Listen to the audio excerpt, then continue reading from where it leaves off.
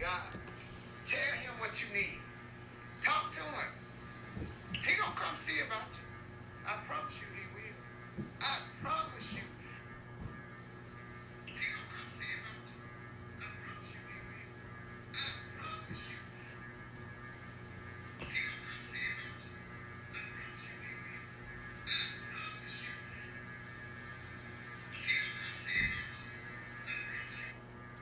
I speak boldly on my Father's word. So y'all be blessed. I love each and every one of y'all. Hey y'all, give me a second. Hey Leo. Thank you. I'm trying. We trying. We letting God use us. Oh. Right now, like it is the right temperature in this room with the ceiling fan going, and I'm ready to pass out and go to sleep. I'm ready to go to sleep. I am. Hey, Love Kings. Hey, Leo. Hey, Wanston. Yo, see, I'm by myself again today because Mr. Man doesn't feel well. I knew he didn't feel well yesterday either, but he was faking it. Hey, surprise around the corner. So I knew he didn't feel well yesterday either, but you know. So I'm by myself today. I'm going to let people come on in and then we'll get started. I was watching all y'all this morning, but hey, Michael Anthony. I was watching all y'all this morning, but I had to get ready because once I get off this live, I have a 45-minute drive. Because even though I do my dialysis at home, I still have to go into the center and get my blood taken and all that good stuff like that to make sure everything is good. Hey, Aubrey. Thank you. I will surprise around the corner. Hey, Luna. See, I was lamping in the corner, chilling. So, hey, Ramona.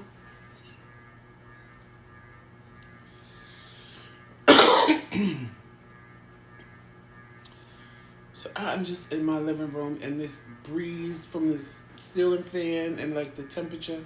You know how you in the room and the temperature is just right and comfortable.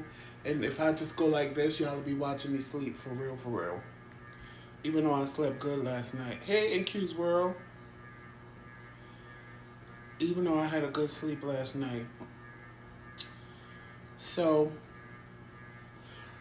of course, I'm keeping in line with the positivity that you all heard from Monica and Wanston and Anita. But y'all know that my positivity comes across. See, they're soft with their love. I'm the one that's hard with my love. They're the friends that you go to when you want to be coddled and hear the truth, but you want somebody to coddle you. I'm that friend that's going to fix you a drink and say, here, drink this while I let you have it. That's just me. That's who I am. Hey, Shalene. That's just me. That's who I am. That's just how I get my messages across to people. I don't think that we need to sugarcoat nothing. I think we just need to say it, get it out, and, you know, let you get it the hardcore way. And my message today is still from last night. Because last night, oh my God, it sparked something in me. If you watched me and Tramel's Q&A last night live, you saw, like, the last question when we answered it, I got real intense with it. And that's just because it wasn't that I was mad, because a lot of times y'all will hear me talk and you may think that I'm mad, but I get real passionate about things. And when I get real passionate about something, I come across like I'm angry or I'm yelling, and I'm really not. I'm just passionate about the point that I'm making. And that passion just comes across as, you know, Aries power, right, Ramona? You know how Aries do. It's just straight up the truth. My passion sometimes comes across like I'm angry or I'm mad or I'm upset. And, you know, like even when me and my sister talk, sometimes she'll tell me something and she's like, I don't want to make you mad. And I'm like, I'm not mad. And she's the same way. That's the funny part. She's the same way. When she's passionate about something, you would think we were yelling at each other, and really we just having a conversation because we're passionate about what we're talking about. But last night, it just bothered me, and I said, and I'm glad it still falls in line with everybody else's messages today. And my message today is stop giving people passes and stop living your life for other people. Now, I say that because I know a lot of people that live with regrets.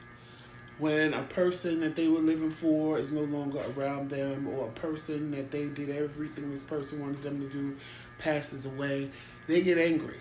And they're like, because now the reality of what they did as far as not living their life for them sets in. And they realize, well, I haven't done this and I haven't done that. And I let this person convince me not to live my life the way I wanted to live my life.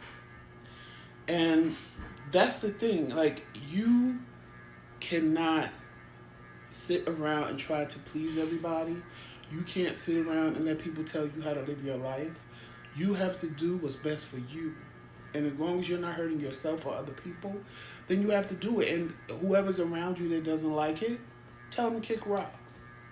Kick rocks.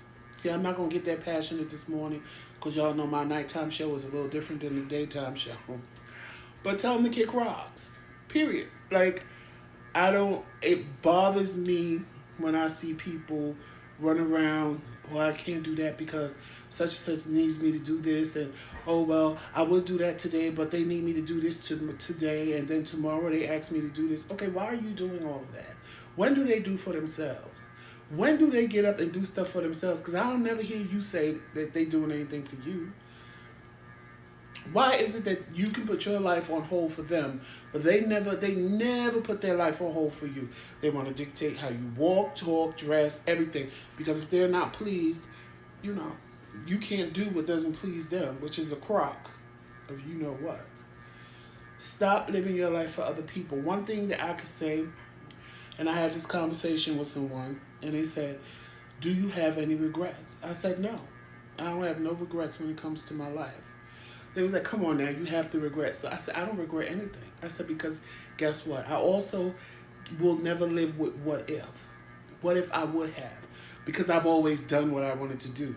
What if I would, I think it's sad when people are close to dying and they lay there and they think, what if? What if I would have done this? What if I would have moved there? What if I would have loved this person? What if I would have really been with this? What if? You can't live on what ifs. Do it. Either one or two things is going to happen. You're going to sink or you're going to swim. And when you start sinking, guess what? You're the only person that can pull yourself up out of that. The only person that can pull yourself up out of that.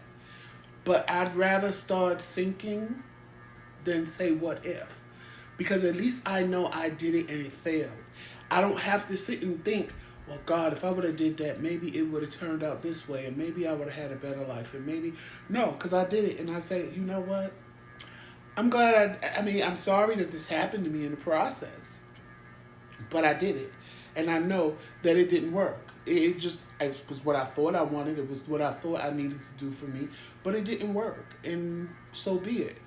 But when you let other people control that aspect of you, you're going to live with what ifs for the rest of your life. Because you're never going to do what it is you want to do until one of two things. That person passes away, unfortunately, or they're out of your life because they've moved on to some other dummy doing whatever they want them to do, and they don't have a use for you no more.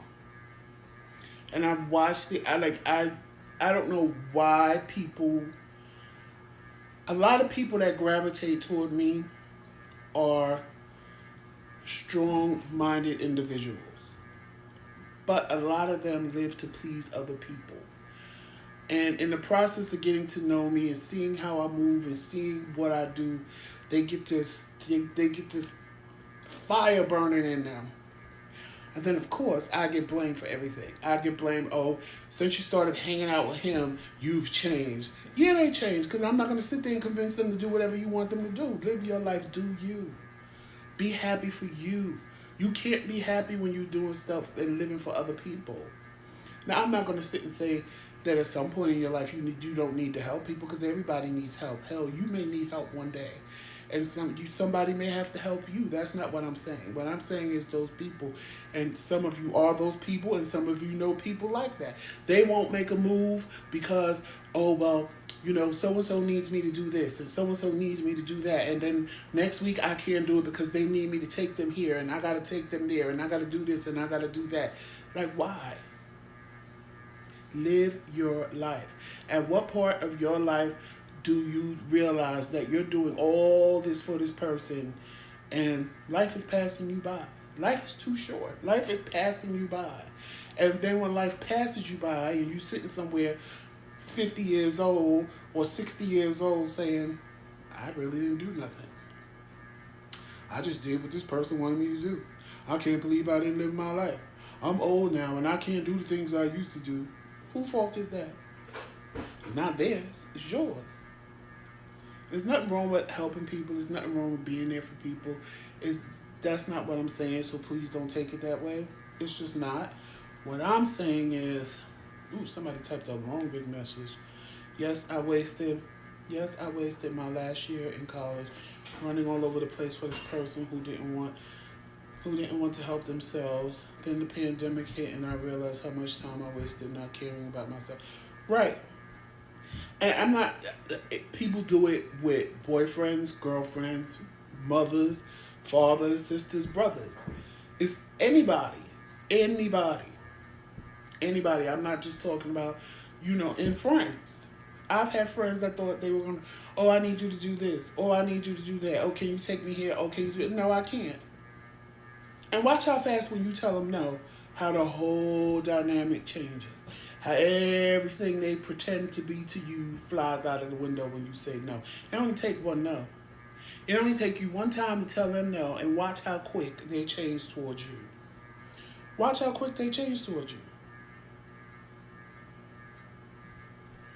About you to make a logo. Right. It just... It's a lot. It's a lot that people don't understand. It's a lot that people don't realize until it's too late. And once it's too late, then it's like, you can't be 60 saying, damn, I remember back in 1996 when they wanted me to go roller skating and they told me not to go because they didn't like my friends and I didn't go, but now I wish I would have went. You 60. You can't afford to be on a pair of skates because when you fall, them bones ain't like they were when you was 20. You fall, you're going to break something this time. Osteoporosis is a real thing. Like, I've listened to people, I've watched people, I've even listened to people that I've warned, listened to people that I've said, don't let this person control your life. Don't let this person do this to you. And then when the reality set in that this is what they did, I'm like, well, I warned you. I told you all the time to stop listening to them. Who cares what they think? Like, for example, if I would have listened, my mother would have loved to have total control over my life and dictate everything that I did. And she would have loved to have me move the way she wanted me to move and have me up under her 24 hours a day and be the little family son that she wanted me to be. Y'all know that didn't happen, right? I said, there is a whole big old world out there, and I'm going to explore it, and I'm going to see what's in this world. When you need me, I will be here. And that has always been my thing. When you need me, I will be here. But I'm not coming every time you call. Don't get it twisted. Every time you call, I know it's not an emergency. When you need me, I will be there. I will be there in the times when you need me. It's just like God. I mean, I'm not saying I'm God, don't get me wrong, but it's the same thing. Every time you call God, you don't always get an answer. But when you need him the most, boop, he shows up and shows out. I feel the same way. I'm not coming every time you call me because sometimes you call me, you just want to see me, and I'm busy. I'm doing something. I got a life to live. I can't just pick up and go. I don't live around the corner. I live in another state. I live here. I live there. But when you really need me, I will be right there. Like when my mother was in the hospital And my sister called me and she was like, Joe, I don't know, because all I know is one day she was good. The next day my sister's calling me, telling me more or less my mother was dying. And I'm like, well, but I just talked to her yesterday. I said, the doctor was like, oh, we want to talk to you and your sister. I said, okay. Do not talk to her till I get there. I was all the way in Maryland. She was in Jersey. I said, don't talk to her till I get there. I told my job, because they knew my mom was sick. I said, I got to go. I went home. I got one little bag. I snatched some clothes. I don't even know if they matched, to be honest with you. Snatched up my 2 dogs that I had at the time, and I was in Jersey. I shouldn't tell y'all this because that means I was speeding, but I was in Jersey from Maryland in 2 hours, sitting at the table with the medical doctors. When my mother heard my voice, she thought it was my sister for a second, and then she realized it was me because it was weird. I said, are you okay? And she shook her head, yes. But then she had this look on her face, and I said, yeah, it's me, Ma. I'm here. All the machines went up. That's when I realized that when people tell you you get mad, you really get upset on the inside. That's when I realized that it was true. Because when she realized it was me, all the machine, her heart rate ran up. Everything started beeping. The nurses came running. What did you do? We just sedated her. I said, ma'am, I'm her son, and I live out of state. And when she realized it was me, she got excited. She was like, oh, I didn't know what happened. I came running because I got scared. I said, no, she's excited because she realizes I'm here. And that's that. It's like, you can't always be there for people. You can't always be what people need you to be when they need you to be. But that doesn't mean that you don't care. But they'll make you feel that way. They'll make you feel like you don't care. Like, you don't care about me. You don't care about the situation. And that's not the case. I have a life to live. Just because your world is falling apart, my world doesn't have to fall apart. Or just because your world is falling apart, my world doesn't have to stop. This is your thing. This is your world. You pick it up and put it back together. And when you really need my help, I will be there to help you put the pieces back together. But what I'm not going to be there is to help you sweep it up, help you clean it up, help you wash it off, and help you put it all back together. Because now I'm doing your job. And I'm not going to do your job. Because people will use you until they can't use you no more. It's just like Lady T asked in, I believe, Wanston's video when she said, what if you find out somebody's using you? Then when you find out a person's using you and you doing the kindness, everything out of them for the kindness of your heart, then guess what you need to do? Stop doing it. Period. Stop doing it. It's just, hey, Victoria, you have to stop doing it. You have to, it's just so much. It's so much. Thanks, Melissa. It is just so much because I know so many people that go out of their way to try to please other people. And when you realize that Jesus couldn't please everybody. So what makes you think you can? People will always find something wrong with what you're doing. There will be something wrong with the way you walk, with the way you talk, with the way you dress. Even if you do what they want you to do, it's still, you're not doing it right. You're not executing it the way they would want you to execute it. Stop trying to please people. Even when me and Tramel got back together, I said, who is this person? And he was like, what are you talking about? I said, this is not you. I said, the reason why I liked you was because you talked back to me. You checked me when I needed to be checked. Who is this little humble man before me now? Because I don't like him. I don't just do whatever it is that you think I want you to do. If you don't want to do it, tell me I don't want to do it. I don't know why I did that. Because now, I like the original that came back. Because now he tell me, no, I'm not doing it. No, I don't want to be bothered. No, I'm not. And I laugh at it because I'm like, well, you asked for it. But yeah, I would never want him to just sit and compromise himself for my happiness. Like, that just doesn't make sense to me. Like, there are people that will take advantage of that. There are people that do want you to sit and compromise your happiness for them. I'm not one of those people. If I ask you to do something, say, I don't want to do it. Or say, Tramel knows, I'll ask him, if you go downstairs, get me some water. He'll be like, okay. And if I feel he taking too long, guess what Joseph do? Joseph don't sit there and say, didn't I ask you to get me some water and blah, blah, blah. No, Joseph get up and do it himself. Or if I feel he taking too long to do something, I do it myself. Ain't nothing wrong with me. Ain't nothing, you know, honestly, he tries to do everything I ask because he knows I had a stroke. And he sits there and he says that I don't, I'm not, I'm forcing myself to do too much because I don't want to listen and I don't want to stay still and I don't want to, and I don't want to give into it. I don't want to succumb to it. There's times that I just feel like I just can't, and I'll still get up and I do because that's just who I am.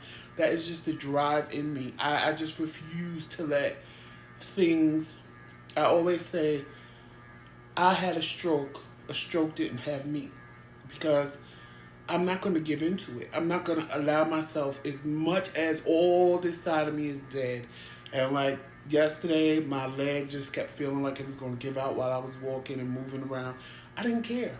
I still got up. I still did what I had to do. And the more I moved, the better it felt. But at the same time, if I listened to my mind said, child, don't get up because you're going to fall. But my spirit said, get up and walk. And that's what I did. Like, that's the only thing that ever happened to me that I wish never happened. Now I understand, because, you know, you see people that have a stroke and they tell you, oh, I had a stroke. And, you know, sometimes people tell you about their sickness and you see how they're moving or how they're interacting. And you, in your mind, is like, child, it ain't for all of that. But I know now.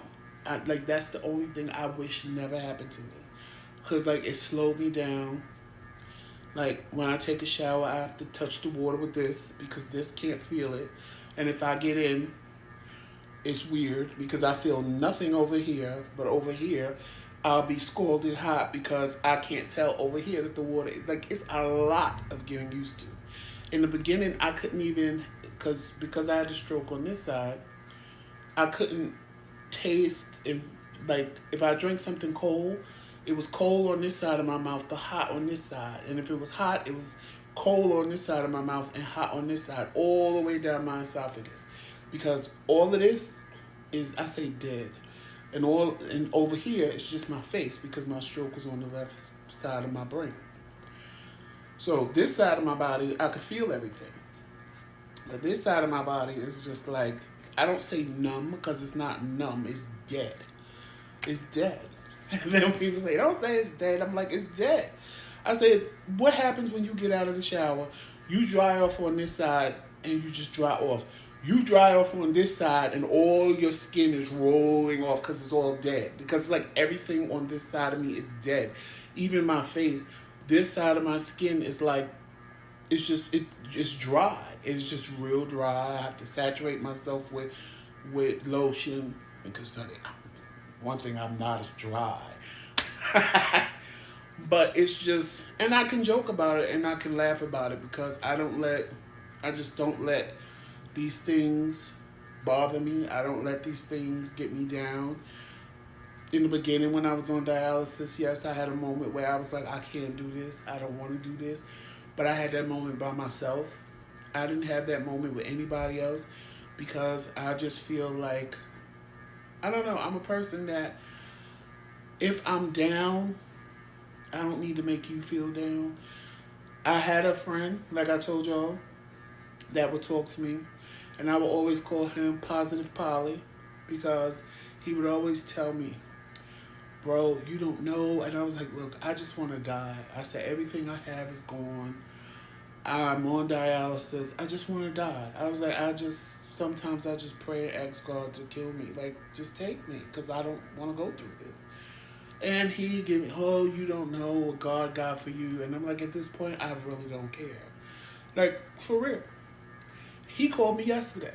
And he was like, remember those conversations we used to have? I said, yeah. He said, well, since I see that you have a direct connection with God, can you please tell him I'm still here and I need a little bit of happiness? And we laugh at it because had I let it take over me, had God given me what I want, I would never know my happiness. I would never know my happiness. I would never know. Because in my mind at that time, My whole world was falling apart. Everything I had was gone. Everything I knew was changing.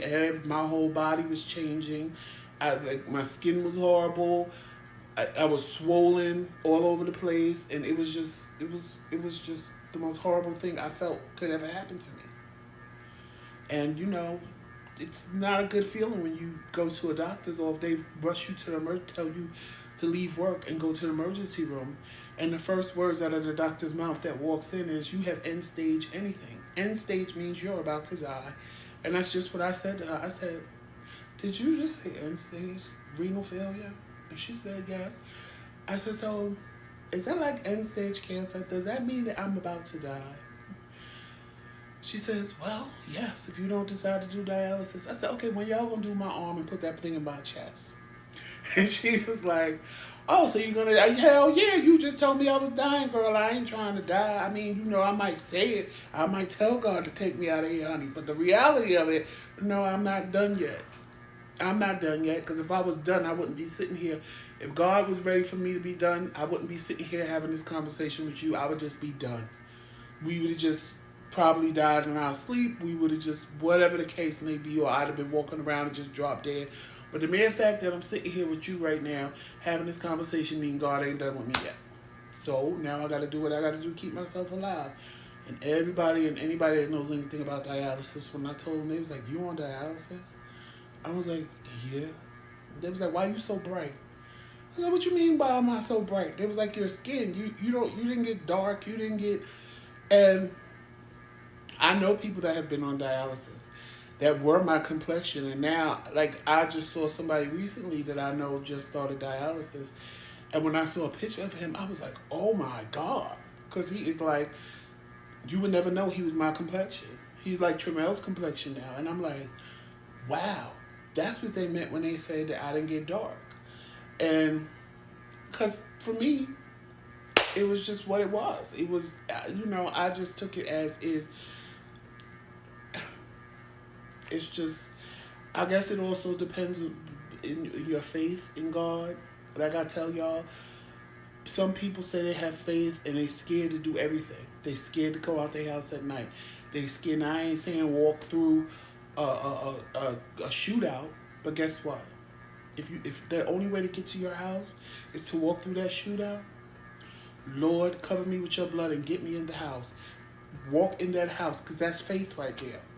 Not, I can't go in the house. Girl, I gotta come stay with you. They shooting. But didn't you say you was a Christian? Yeah, but girl, I'm scared. But what happened to God? What do you mean what happened to God? Like, I watch people and I listen to people, and I'm like, but where's this God that you always tell me about, that you think I don't have faith in, that you think I don't believe? And you're right. I don't believe in a God that feels that I should be scary. And again, I'm not saying walk into situations that you know are dangerous. No, I'm not saying that.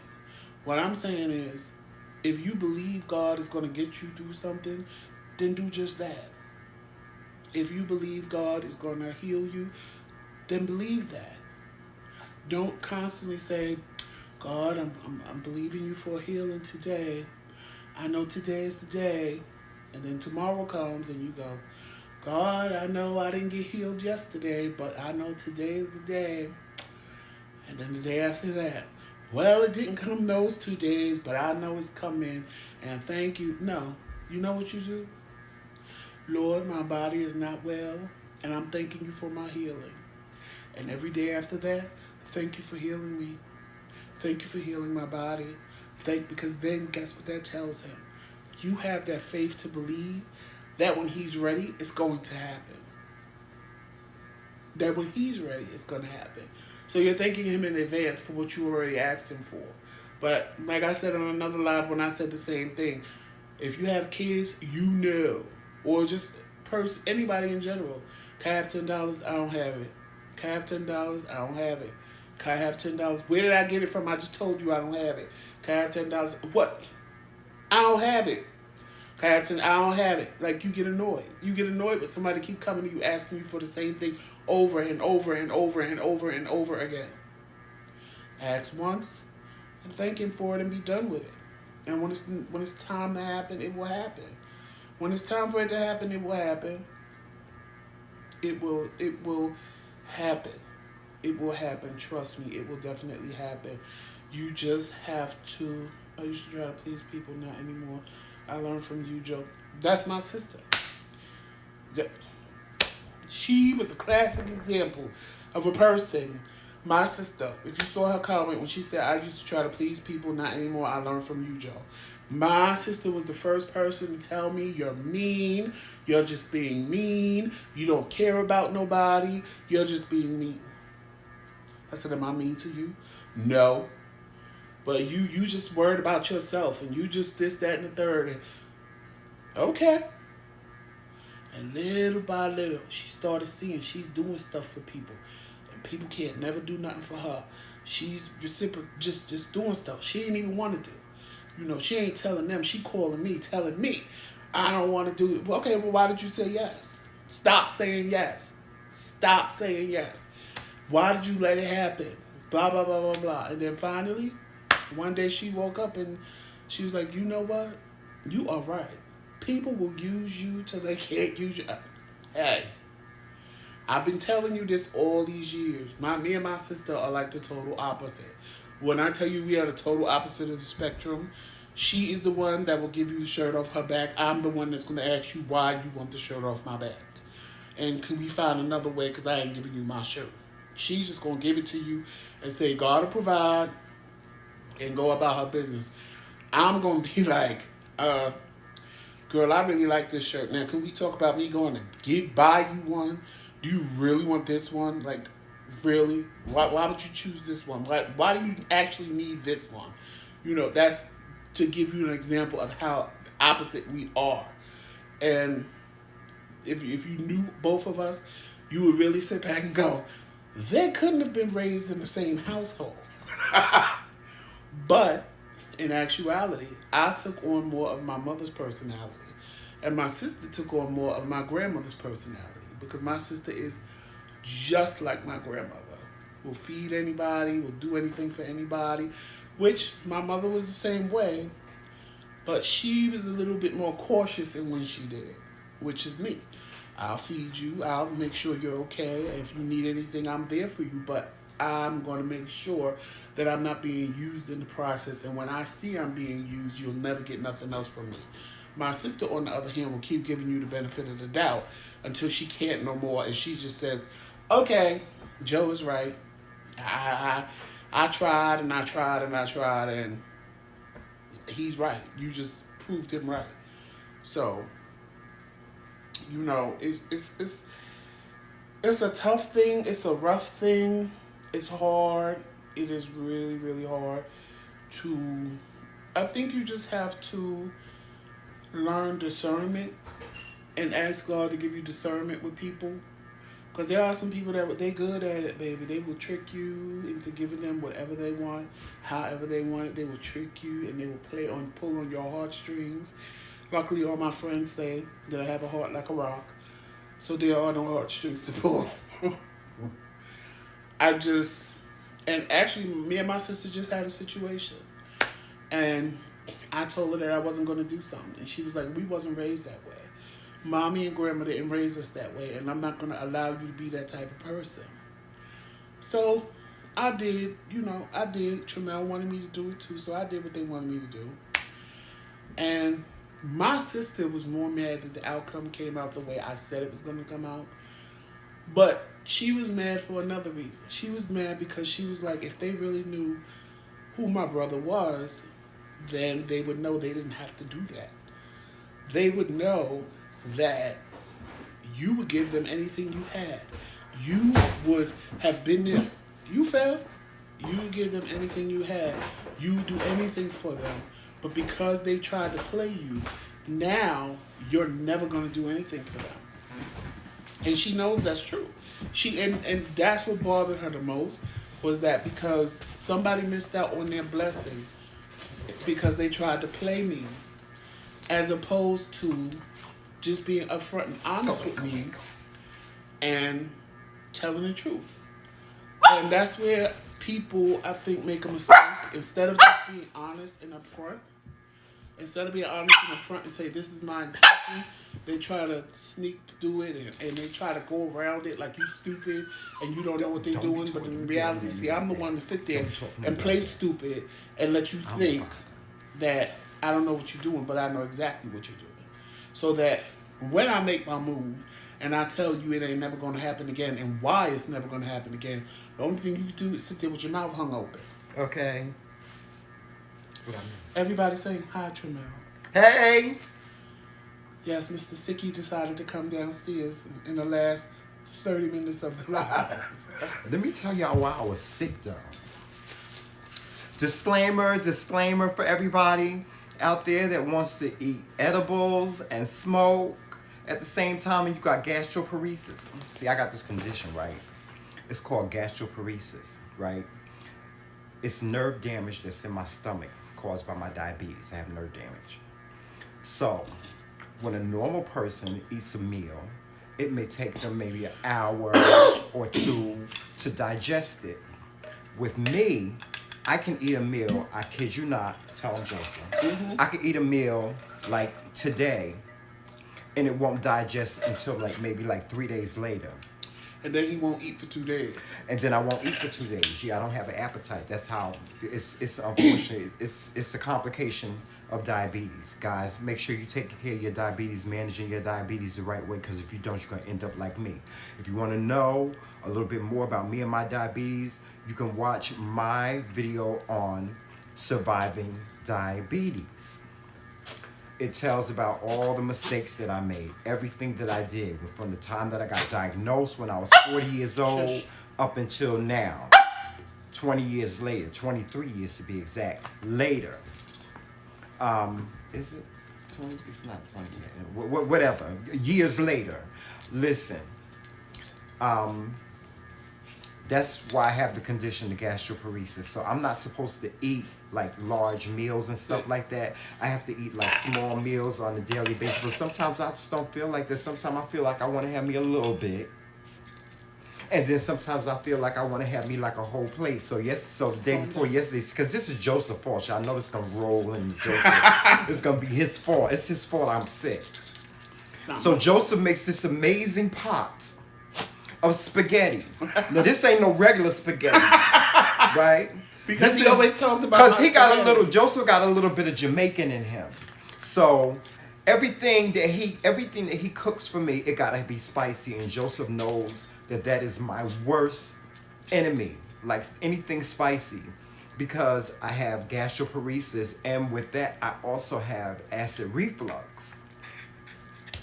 How am I supposed to be eating spaghetti sauce?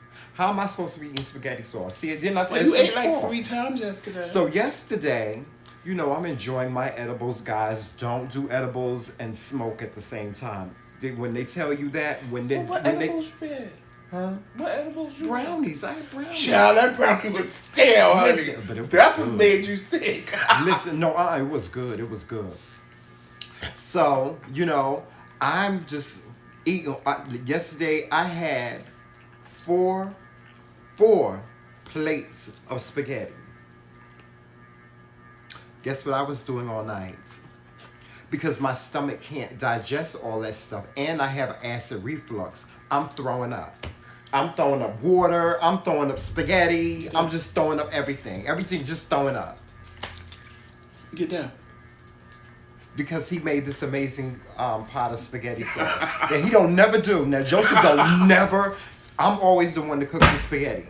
Because you don't like my spaghetti. There's certain things that we both have our specialty, and Joseph's specialty is he can make good collard greens. He can make good macaroni and cheese. He can make good potato salad, good macaroni salad. Stop. He can make good. Stop. Oh God, he can make good. Joseph can cook just about everything. Me, on the other hand, my specialties, I know how to cook my chicken real good. Would you shut up before I beat you in the face? Bam. Bam. I'm talking. Zip it. Give it here.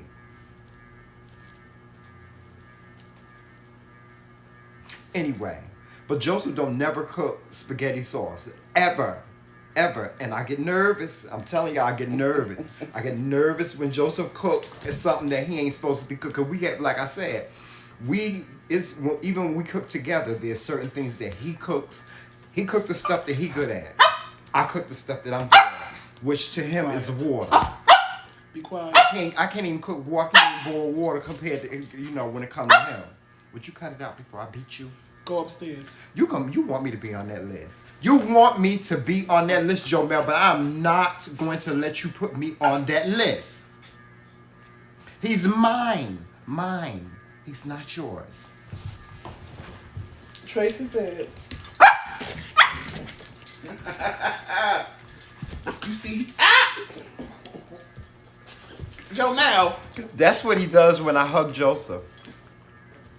I'm not supposed to hug Joseph, see? Yeah, y'all, he don't never jump up on nothing. Nothing.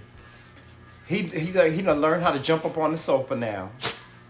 I'm not allowed to touch Tracy Joseph. said, my specialties are spaghetti, mac and cheese, collard greens, potato salad, fried chicken, and peach cobbler. Yeah. And Tyrone and Famous said, yes, the peach cobbler.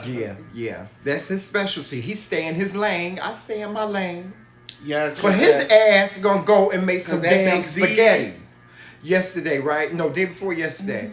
Y'all, when I tell y'all, this spaghetti tastes like something I ain't never had before in my whole entire life. It was spicy. It was nice and sweet. It wasn't spicy to the point where it was like hot spicy, but it was something spicy. I was like, Joseph, you put... First, I thought he had took the oil of oregano because he been trying to get me to take this oil of oregano bullshit. Stop! That I take sometime, but I take it on my own because Joseph don't. He real mean when it comes to giving me medication and stuff like that. So I thought that he had put the spaghetti, the oil of oregano in the spaghetti. And that's what made it spicy because y'all, if y'all ain't never had some oil of oregano, child, let me tell you something. You take one drop of that, gag nation. Okay, be careful with the oil of oregano. It's good. It get all the phlegm up out of your chest and stuff like that. It's really good for you if you can take it. Take it. Don't, take it. Don't think you're going to go to the grocery store and get a bottle of, oregano spice and that's going to cancel everything out. No, it don't work that way. Anyway, this spaghetti sauce had it had the right amount of spicy in it. And I won't let him tell me what he put in it. Because y'all, let me tell y'all something. Some of the best meals that you have ever eaten in your life are best unknown. Best unknown. If it's good, don't ask. Don't ask. I'm telling you, don't ask. Don't tell. Don't ask. Don't be trying to think you're going to repeat the recipe and stuff like that. You might not want to repeat the recipe. Okay? Sit down. But I don't know what it was that he put in there yesterday. I don't want to know what it is that he put in there, but that's why I've been sick, y'all. I had 4 plates of spaghetti yesterday. He didn't get sick from my spaghetti. I got sick because I ate too much. I was too full and spicy. I felt just like I was full as a tick yesterday. Full as a tick. It was terrible. Well. So that's why I was ill, huh? You better now? Yeah. Not really. It's like still I got this like. You go to Dunkin' Donuts and get our free. Oh yeah, y'all. It's free. Yeah, it's free donut day. It's donut day today. So if you go to Dunkin' Donuts and buy a coffee, iced coffee. You need to ask that question. Or need you ask that question? Am I going to any free type donut of day? coffee, you get a free donut. Am I getting a free donut? Did you ask me that? Mm-hmm. Yes, Anita. He had 4 plates of it yesterday. It was so. Let me tell you something, Anita. Let me tell y'all something. He be telling me. See, I have to watch Joseph sometimes. That's the Jamaican side of me. Because he be telling me he gonna do stuff to me. You know what I'm saying? He always telling me he gonna like play a prank on me and stuff like that because he knows. Joseph know better than to pull a prank on me. I'm telling y'all. One day y'all gonna come to our channel and see me pull a prank on you. And y'all gonna see him. I told him. I said, and it's going to be. I just have to come up with the funniest thing I could think of because y'all gonna see him run. When I tell y'all he's gonna run. And I'm going to beat his ass that day. I told him, Joseph, I'm not playing with you. I just gotta come up with the right thing. Please don't, Joseph. Please don't. Because like I have to see one on one of the print channels, like the couples that do pranks. It ain't but so much you can. Like I saw one that was real good. Shout out to Charles and Alyssa because I love them.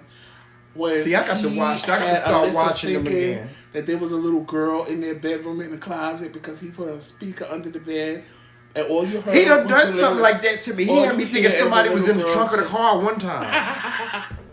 One time we was coming from church. He's coming from Val House. Was he? He was coming it was from Val House or Tracy House. Yeah. One night. And he had me thinking that there was somebody in the trunk. I'm like, because I kept on hearing like this knocking noise in the trunk of the car. I knew like, what it was. What the hell? It sounded like somebody trying to get out the trunk. And he fell asleep. I was so compelled, y'all. No, he fell asleep. And I said, wake up, wake up. The people come here. Yes. He said, what people? What people? I said, you don't hear them in the car? The people. And see, you can't tell me shit like that because I will start running. I will get out the car in the middle of the highway. He was getting ready to open the door in the and middle start of the running. You can't tell me stuff like that. I was in the car with a bug one time, child, and almost jumped out the car full speed on the highway. I would have tucked the roll right up out their car. Yes, that's me. You can't play jokes on me like that. I keep on trying to tell him stop trying to play jokes on me because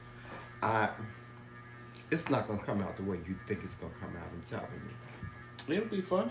It's gonna be funny to you for a few minutes. Why would you do something like Trust that me, to y'all. me? Y'all gonna come to our channel and it's gonna say, why would you do something like that to me knowing today, and y'all are gonna probably. He done already started sneaking in scary movies because he know I don't like scary movies. So he tries to convince me that they're more. He tried to convince me that they're more like, oh, it's not scary. It's just drama. Oh, it's not scary. It's just funny. If you watch Chucky and you watch Nightmare on Elm Street, then you're not scared of scary movies. Period. Because the first Friday the 13th was not funny. The first Chucky wasn't funny. So I had him watching Saw one day. Like, I don't want to see it. I don't want to see it. And all he saw was the first thing. Wait a minute. And then he was captivated. He was like, oh, I can watch this. I said, I told you it's not hard. But wait a minute. Hold on. No. First of all, Friday the 13th. Never saw Friday the 13th a day in my life. I never said Friday the 13th. I never saw Friday the 13th. I saw one Jason. No, like Halloween and Friday the 13th you wouldn't watch. But Nightmare on Elm Street you watch. I didn't watch Nightmare on Elm Street. You watched it a couple of months ago with me. Yeah, I watched it one time. I know, I watched You watched Chucky. Yeah, I watched Chucky. Chucky wasn't scary. He was funny. A little kid with a little doll with a little hammer. And he hit the lady in the eye and she fell out the window. That was a hoo holler. So but y'all, that was horror back then. But yeah, but you wasn't scared with Saw. I was scared. I just didn't tell you. I was screaming on the inside. I'm telling you, I was screaming on the inside. See, I don't like when people like force me to do stuff like that. I don't let my fear be known too quick. You know, because I don't want to like no punk. See, you know, when you OG, your biggest fear is looking like a little punk. So I don't want to like no little punk. So if I'm confronted with my fear, I'll sit there and I'll be screaming on the inside, just like hey, this. Medina. I'll be looking at you just like this, screaming. Meanwhile, in my head, I'm screaming. See, I do a lot of stuff in my head. Jamel will take off running. Oh, let me tell you, take off running from what? Anything that scares you. Yeah, most of the stuff that scares me, I'm going to run. Well, and I can't run. And that would be a cruel joke for him to play, knowing what's wrong with me. I got bad feet. We got married, right? Let me tell you, when we got married, you know how you be in the mall and they sign you up for those things? So we signed up for some cruise thing, and then we actually don't do that. won like a one night stay in the Poconos in the timeshare. If they tell you want a one night stay in the Poconos, don't go. First of all the way there, don't go. it's like I'm telling you. just we going driving through the woods. So I said, Tremel, what if? Wait a minute. Tell me about the bridge. The bridge was made. It was like a wires. one-way bridge. It was like one way, but cars would go. It was all both ways wood. through. And in order to go through, there was a man standing in the middle of a bridge collecting $1. So when you give him $1, he either let you go this way or he let you go this way. Right. But you could really so run we his ass laughing over. because this bridge looked like it couldn't even hold the weight of a car. No Right. shade. It was just like some old rickety little wood all the bridge. way up in somewhere in the nose somewhere, child. So he already freaking out. You really not going to drive over that bridge. I said, well, Trinidad, how we going to get to the other side? No, for real. You really going to drive over that bridge? I'm like, well, it wasn't long. So I said, yeah, we got to drive over the bridge. We drive over the bridge and we end up we in are the not woods. driving over this bridge. So I tell Trinidad, what if it was nighttime and the car just stopped and we sitting out here in this dark woods? I said, there ain't not one light out here. The only light would come from no the car. cell phone reception. The cell phone reception, there was nothing. Sprint sucks. So Trinidad was like, all you would see is a cloud of smoke as I was running down the road. Let me tell you something. I was like, you wouldn't stay in the car? He was like, nope, I'd be running down the road. Who gonna stay in the car and get killed? Not me. Shush. Listen. Y'all, this trip Wait, was I a ain't even gonna tell you nightmare what from happened. hell. It With was the a little, nightmare. with the little hedge, no, what groundhog, the little groundhog that scared him. We had a nice room, y'all. First of all, let me just say this.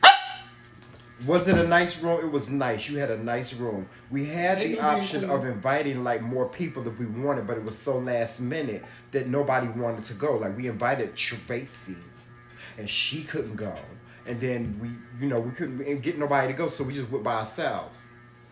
Y'all, this bridge, first of all, it would have been at nighttime. We wouldn't have been able to see that bridge. All you would have seen is water. You would have saw the man because he we would have turned around. I'm telling you, this is what would happen. We would have turned around and went home. He wanted me to turn around then. I wanted him to turn around then. The only thing I didn't do was start kicking and screaming. So I let the bridge pass. I said, oh God, do we have to come back this way? Because he convinced me that we didn't have to come back that way. So we get to this it was a nice, y'all, it was really nice. It had a jacuzzi tub. It was nice. The jacuzzi tub was big. It was like big enough for like 4 people. And so we decided, we had like a little back patio. We was on the first level. And the back patio was like off of a cliff. Yeah, it was off of a cliff. Right. If you took too many steps, you was literally going to fall off of a cliff. Right. Into some woods, not in the water. You just gonna fall into some woods. So I'm sitting there, and me and Joseph are sitting there just enjoying the breeze and things. All of a sudden, this little animal comes from around the corner, like with his little paws up. Now he this close to Tremel. He about this close to me. When I caught him from the corner of my eye, and when he did, I screamed. I said, "Oh!" I said, "Oh!" He didn't scream. He screamed, jumped up out of the chair. Oh, jumped up out of the chair and turned around, in his ear, thinking I was running in the house, and the whole screen door was closed, y'all. So I crashed, bam, into the screen door. I was not playing. I was getting out of there. Joey, sit down.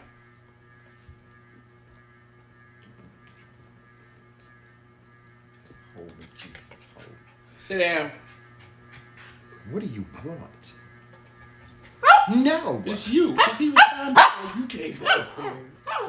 I can sit next to him if I want to. He is too much. Nubian Queen said, leave the puppy alone. I can't even touch my husband. What am I supposed to do? Child, the only That's reason why he making all this noise. He says, I was scared too of the situation. But I'm sitting there, and because we both sitting there smoking a cigarette on our phones, whatever. I turn around and this thing is like... I'm sitting there, and out this ear, I'm hearing something shuffling in, like, over the cliff. So in my mind, I'm like, child, if a mountain lion just jump up over this cliff, I swear to God, thing was I'm big. gonna die. It was that size to me. It was about the biggest dog. Child, that little groundhog. He was about the size of Joe Mal. No, to me he wasn't. He's about this, probably Joe Mal size. What you mean this long? This long? Now mind you, he couldn't even gallop and run. He's scooting away like this. Now, what's gonna get you when it's scooting away like this? Listen, I scared the shit out of him, and he scared the Poor little shit thing out was of probably me. going home to her family or his family, Well, and she had had to take the another long route. way Well, because she had to take take the long way. Then he goes in the room. No, this is the funny part. We get in the room. It's time to go. He closes all the curtains and screams, "We gotta go!" It's I was time to like, go. Go where? Oh no, we're not staying here. We gotta go. Oh, it's I was time like, to go. I'm not driving all the way back home now. Oh no, we're not staying here. What if it comes in here? What if it gets in? I said, Jamel, don't open that. Don't you open that window. Don't you open that terrace door. Don't even open the curtains. Just leave it closed. He talking about, you want to go? We should go out there and have our dinner. Hell no, we shouldn't. So, y'all, this is the thing about the Poconos. They make you feel all of that. They make you feel all of that, right? Then they make you feel everything is free. When you get there, they don't tell you there's a cleaning fee. And trust me, no matter what you do, they're getting that cleaning fee. When I tell you, I wash the sheets. I wash the sheets. I wash all the laundry and put it in the dryer.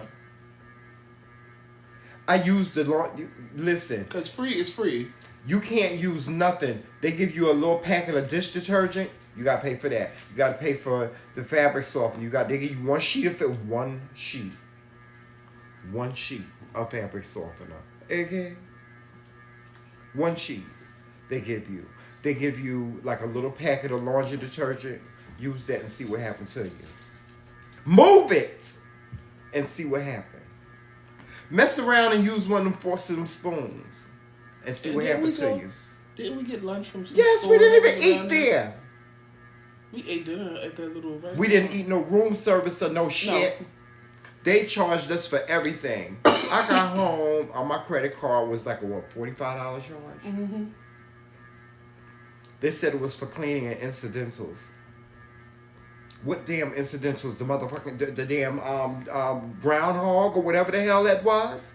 I wanted to go down to the front desk. What's going on? Why? Why she trying to come around the corner on me?